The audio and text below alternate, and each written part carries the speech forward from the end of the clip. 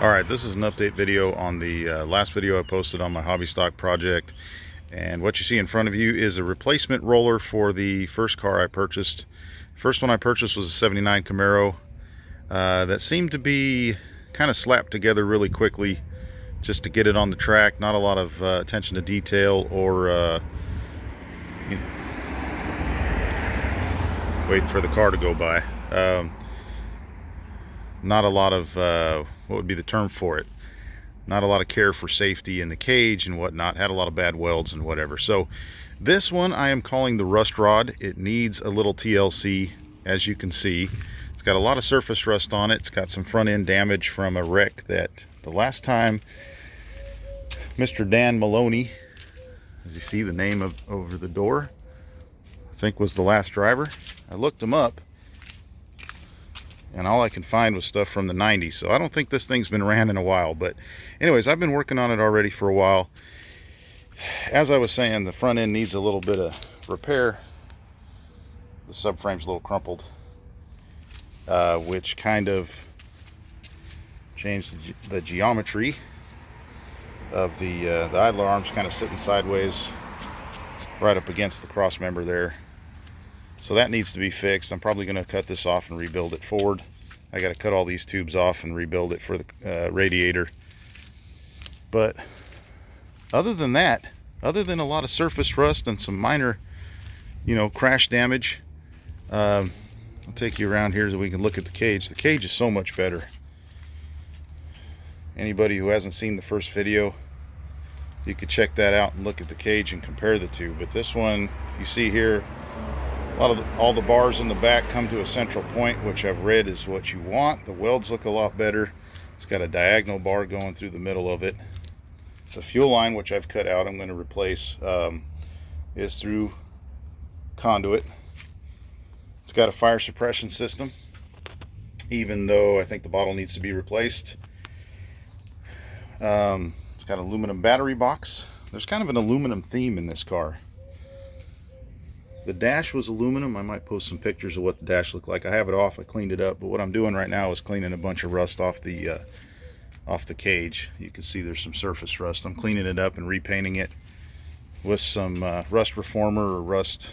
I think that's Rust-Oleum rusty metal primer, I believe. I need to put a 1/8 inch steel plate over the door bars here.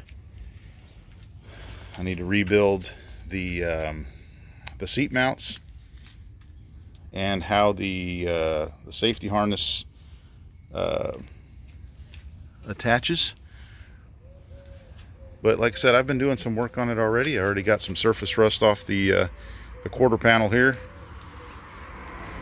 I'm going to do a little bit more sanding and get some paint on it, some primer and paint.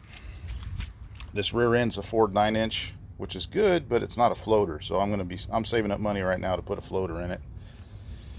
What else? I already pulled the motor out of the donor car. That's what the last one is now. I pulled the motor out of the donor car and put it in here. The donor car had a TH350 automatic. This one came with a 4-speed Saginaw, so I converted it over to manual, and I'm also converting it over to hydraulic. I put a hydraulic throwout bearing, and I'll be putting a hydraulic clutch, floor-mounted clutch in here. Clutch pedal, I should say. What else? So, future plans for this car. If I like dirt track racing, and in a few years I'll probably be investing in an IMCA stock car, because it looks like around here in Central California, Northern California, it looks like that's where things are going. But for now, as long as they allow Camaros, I'll be running this until I'm ready to move on to something else. But as far as this car in particular, like I said, I have to rebuild the front here. I pulled the steering box out of the donor car and I put it on here, but I need to redo the steering column. I want to get a collapsible steering column. I'll be pulling that thermostat out because I read that no restrictor. Shut up, bird.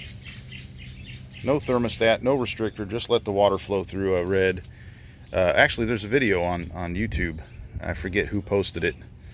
that says no thermostat, no restrictor, let the water flow, because when you put a restrictor, the water stays in the radiator longer to cool, but it also stays in the engine longer. It kind of backs up in the engine and gets the water even hotter. So if you just let it flow with no restriction, no thermostat, tell me what you think in the comments. I got to get this, I got to get the seat mounts redone. I have a full containment seat I purchased a couple months ago that I can put in here, that I will be putting in here. Need to work on the window net. That's what I got so far, just spare parts, but I'll be buying a new kit, I think, eventually. See, I'll work on that. Yep. Damn thing. Get in there. All right. 1/8 inch plate. Like I said, I'm working on the wire.